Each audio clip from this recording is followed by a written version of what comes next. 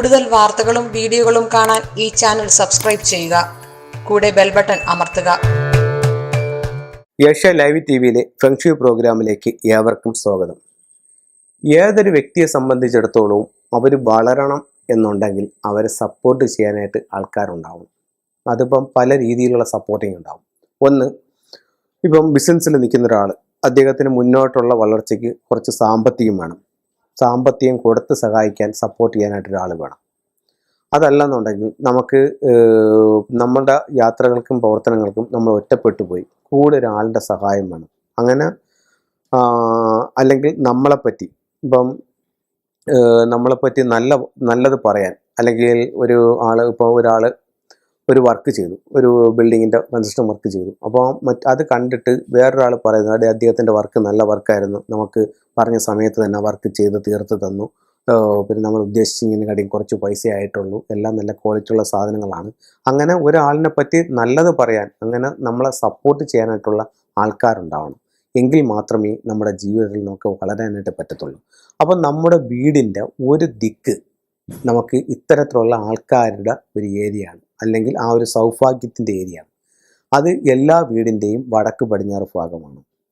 അപ്പോൾ ഇതിൽ ഒരു ദൗർഭാഗ്യം എന്തെന്ന് വെച്ച് കഴിഞ്ഞാൽ, നമ്മുടെ വാസ്തുപ്രകാരം ഈ വടക്ക് പടിഞ്ഞാറ് ദിക്കിന് പ്രാധാന്യം വളരെ കുറവാണ്. കുറവെന്ന് പറഞ്ഞു കഴിഞ്ഞാൽ, നമ്മുടെ വാസ്തുവിൽ ഇപ്പം ടോയ്ലറ്റിൻ്റെയൊക്കെ സ്ഥാനം വടക്ക് പടിഞ്ഞാറ് ഭാഗത്ത് പറയുന്നുണ്ട്.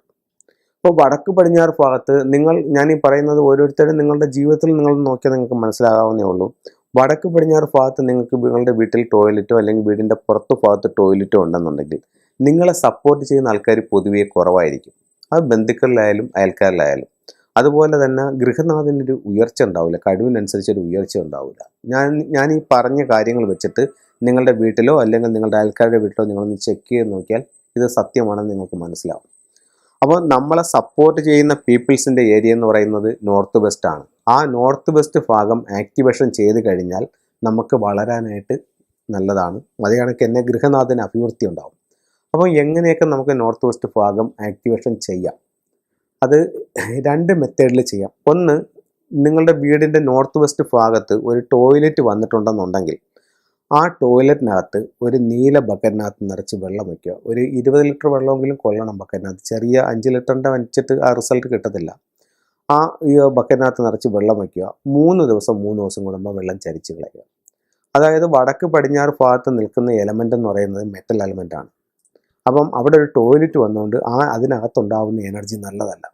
അപ്പോൾ നമ്മൾ ആ മെറ്റൽ എനർജിയെ വാട്ടർ എനർജി കൊണ്ട് ക്ഷയിപ്പിക്കുകയാണ് ചെയ്യുന്നത്. അപ്പം അവിടെ ഉണ്ടാവുന്ന ആ ഒരു എനർജി ഇതാവും. അപ്പോൾ ആ ഒരു ദോഷം ഒരു പരിധി വരെ കുറയാൻ അത് നല്ലതാണ്. അതിനെ എൻഹാൻസ് ചെയ്യാനായിട്ട് വീടിൻ്റെ പുറത്ത് വടക്ക് പടിഞ്ഞാറ് ഭാഗത്ത് ഒരു 6 റോഡ് വിൻഡ് ചെയിൻ ഹാങ് ചെയ്യുക. അപ്പം വീടിൻ്റെ പുറത്താണ് ചെയ്യുന്നത്. അപ്പോൾ എപ്പോഴും ഒരു കാറ്റടിച്ച് അത് മൂവ് ചെയ്യാനുള്ള, ശബ്ദം കേൾക്കാനുള്ള ചാൻസ് വളരെ കൂടുതലാണ്. അതനുസരിച്ച് നമ്മുടെ ജീവിതത്തിൽ ഒത്തിരി നേട്ടങ്ങളുണ്ടാവും, നമ്മളെ സപ്പോർട്ട് ചെയ്യുന്ന ആൾക്കാരുണ്ടാവും. ഒരു 21 ദിവസത്തിനകത്ത് വെച്ചൊക്കെ തന്നെ നമുക്ക് ഈ വടക്ക് പടിഞ്ഞാറ് ഭാഗത്തിട്ടാകുന്ന വിൻഡ് ചെയിനിൻ്റെ റിസൾട്ട് നമുക്ക് അനുഭവിച്ചറിയാനായിട്ട് സാധിക്കും. അപ്പം ഇത്തരത്തിലുള്ള കാര്യങ്ങൾ നിങ്ങളൊന്ന് ചെയ്തു നോക്കൂ. നിങ്ങളുടെ ജീവിതത്തിൽ ഉണ്ടാകുന്ന നേട്ടങ്ങൾ എന്തൊക്കെയാണെന്ന് നിങ്ങൾക്ക് സ്വയം മനസ്സിലാക്കാനായിട്ട് സാധിക്കും. നിങ്ങൾക്ക് ഈ ഒരു വിഷയവുമായി ബന്ധപ്പെട്ടിട്ട് നിങ്ങൾക്ക് എന്തെങ്കിലും കൺസൾട്ടിങ്ങോ കാര്യങ്ങളോ ആവശ്യമുണ്ടെങ്കിൽ ഉറപ്പായിട്ട് നിങ്ങൾക്ക് എന്നെ വിളിക്കാവുന്നതാണ്. ഞാൻ വന്ന് കൺസൾട്ട് ചെയ്യുന്നതായിരിക്കും.